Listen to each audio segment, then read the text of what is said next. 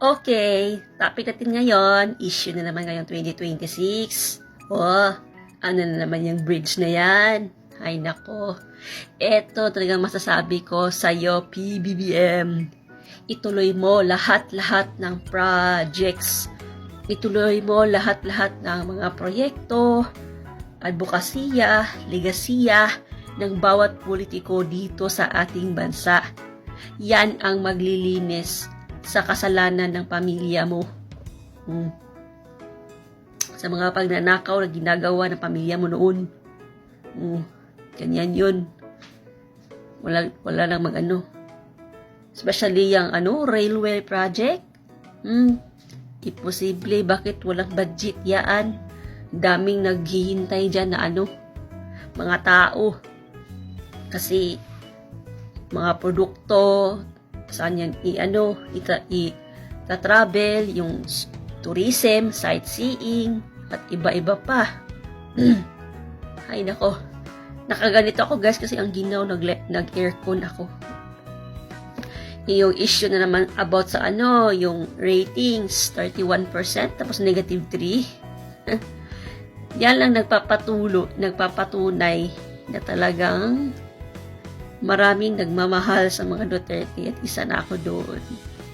And eto guys, isa lang masasabi ko sa PBBM, ikaw ang naggamit sa kapangyarihan mo bilang presidente para isurrender si Tatay Digong sa ibang lahi. E di gamitin mong muli kasi ikaw lang ang may kakayahan. Kumbaga, helper kami sa iyo. Oo. Ikaw ang may pinakamakapangyarihan na iuwi si PRRD.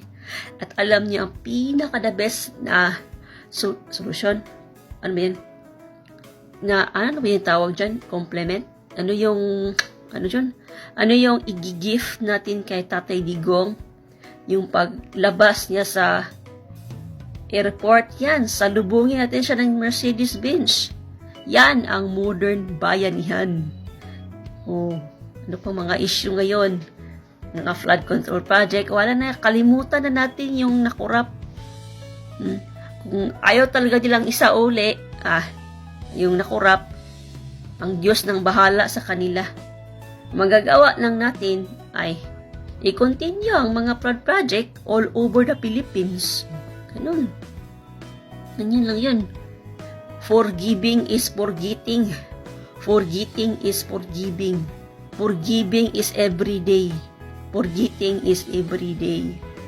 Huwag kasi kayong nakatulala, nasa isang area, kasi talaga pag idol ka, yun, aatakihin ka talaga ng mga iba't ibang klaseng masamang emosyon, mga imahinasyon, mga bad things, ganun. And yung issue naman sa Sierra Madre, ito lang yung masasabi ko. Kinakailangan talaga yung yung mga puno dyan, kinakailangan ibalik yung mga puno dyan. Like Molave, kahit basta mga strong na mga puno. Tapos yung mga nagmimina dyan, ewan ko, siguro time na talaga na i-stop natin yan. Kasi talagang mas importante talaga ang buhay ng tao kaysa negosyo. Yun nga lang, masasakripisyo na naman yung mga natatrabaho. Pero, ewan. At yung mga na mina, yung mga lugar na naminahan, ay sesementadohin? Ano ba tawag yun? Iimbakan ng bato, or ano matawag dyan? Sesementahon? Sesementohin. Hindi ko alam Tagalog, guys. Ganon. Ganon lang yan. Ganon lang yan. Ganon lang yan. Mga forest na nagbald. Hindi ko alam, nag-research ako, pwede daw yung mag lab-grown firewoods. I'm not sure if totoo yun or may nagre-research doon. I-search nyo lang sa iba't ibang artificial intelligence and mga researchers dyan sa Google and other searchable engine.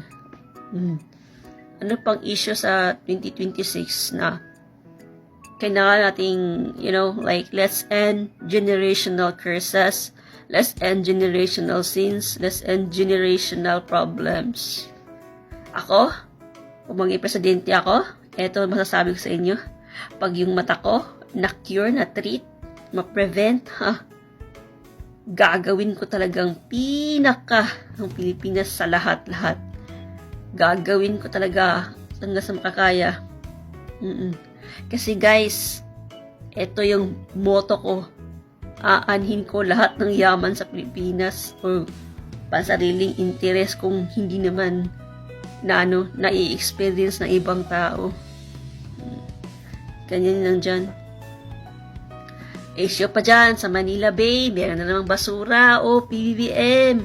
Huwag na nating gayahin na natin ang Singapore, mag-franchise na tayo sa nila yung ng basura, sinusunog tapos ginagawang bricks, ganun.